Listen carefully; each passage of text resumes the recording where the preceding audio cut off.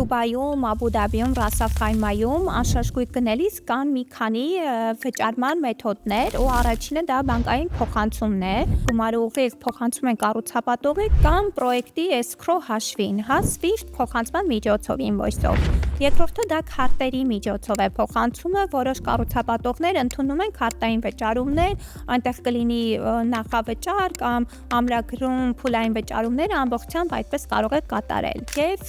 կրիպտո արժույթը, որի միջալոց հիմա շատ տարածված է դարձել ու 25-ից 26 թվականներին արդեն որոշ պրոյեկտներ սկսեցին ընդունել Bitcoin, USDT եւ այլ կրիպտոներ ու հեշտացնելով դա միջազգային ներդրողների համար գործարկում ավելի արագ, դարձնելով։ Եվ չորրորդ տարբերակը դա չեկերն են, մենեջեր չեք, այսպես կոչված, կամ տեղական բանկային չեկերը։ Ընդունում են հատկապես կանխավճարների դեպքում,